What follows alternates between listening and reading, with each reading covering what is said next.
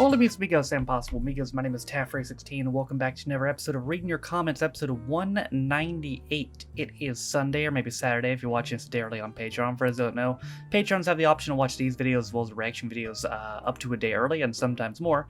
And in addition, you also get your name in the description as well. But regardless of what day you're watching this on, let's go ahead and read some comments. Feeling proud, Noah. Now 3.77 years of reading your comments. Nice job growing the hair. Thank you. I've been growing the hair since the end of July of 21 at this point. And technically it's been about 4 years of reading your comments. In fact, our 4-year anniversary special is going to be next week. I don't think there'll ever be another series of Max and Patty, but Peter did say just last year that they wrote a couple Xmas specials that were never made, so it might return as a one-off special at some point.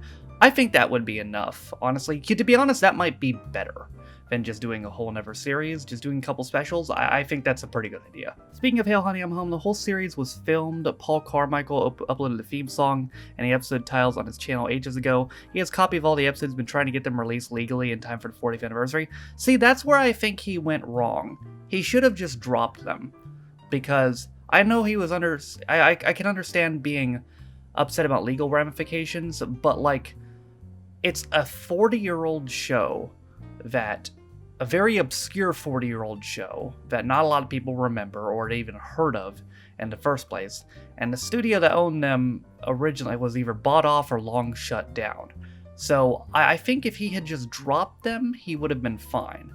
But now, he's made people aware of him by asking for permission. So now if he does it, and they don't give him permission, now he'll get in trouble. Where previously, he probably would have been fine. So honestly, he did the right thing, technically, legally, but I think he made a mistake there. Are you planning on doing a video of Boris Johnson's Have I Got News for You Christmas episodes? I might do a Christmas episode. I don't know if I'll do his, but I'd be open to doing a Christmas episode. Have I Got News for You is a great show in general, but occasionally you get a guest presenter that just turns everything into pure chaos. It's brilliant. I personally recommend the episodes presented by Brian Blessed and Bruce Forsyth.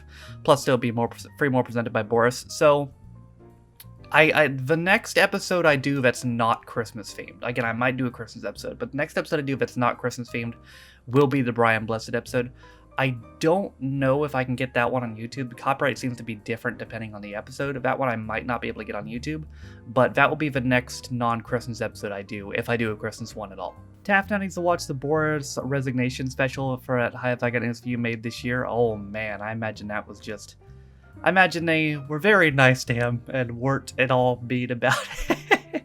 Maybe, I might look into that one too. I think the word you're looking for is his 10 years prime minister was the worst in history until Liz Truss stole his crown. Yeah, Liz Truss, man. How do you fuck up that bad in 6 weeks? Like, it's honestly, it's impressive, to be honest. Fucking up that much in 6 weeks, it's honest to God impressive. Traditionally in the UK, uncle and auntie, as well as being titles used to address your parents' siblings, were also used as a mark of respect when talking to or about your parents' grown-up friends. Having said that, in the case of Arthur Wilson and Frank Pike in Dad's Army, it becomes more and more apparent during the duration of the series that Pike is actually Wilson's son. Ian Lavender, who played Pike, has confirmed this to him when spoke to David Croft on the last day of the first final episode. Okay, so Pike just doesn't know then, and for whatever reason, and just assumes Arthur's his uncle?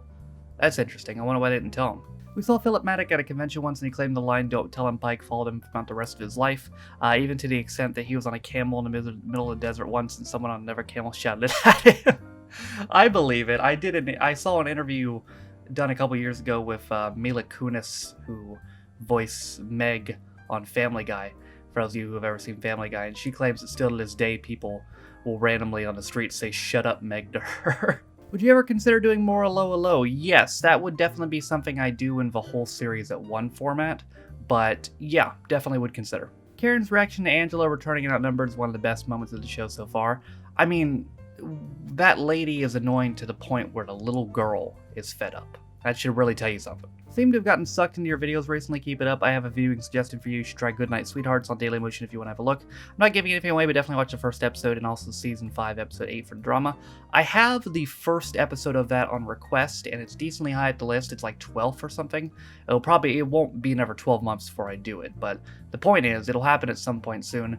Probably January, if I were to wager a guess. Episode 11 of Ghost Series 2, she said, "Were you murdered while hitchhiking too?" Which would explain why Allison changed her mind about hitchhiking. Ah, okay. I couldn't make it out, but after I read this comment, I went back and listened to it, and then it made sense. In episode 8, what makes you think Mary and Robin are related? Robin's 1,000 years older while Mary's only about 400. I guess for whatever reason, I was under the impression that since they all live in the same house and were all died there, for whatever reason, I was under the impression that they were all related and part of the same family.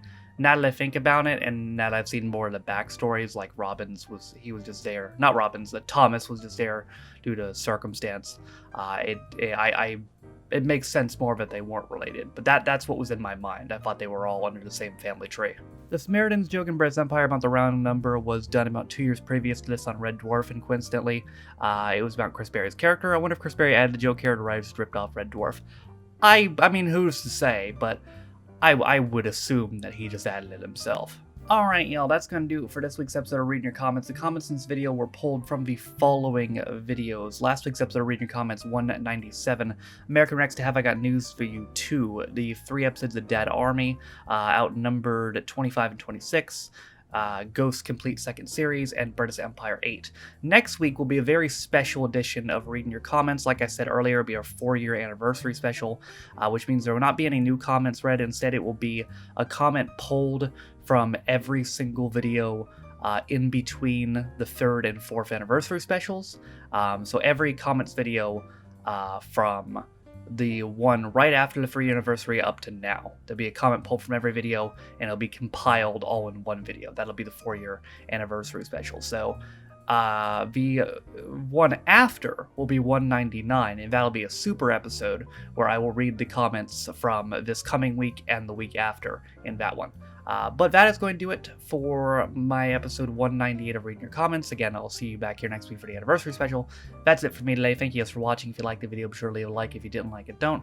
If you want to follow any of my social media links, my Twitch, where I stream every single day, my second channel, Free16 Reviews, my Twitter, if you want to follow me on my Patreon, if you want to support me on my daily motion, all things are in the video description down below, as well as the Twitch VODs channel and the community Reddit. Again, also in the video description, you can find the links to, or the names of all my patrons.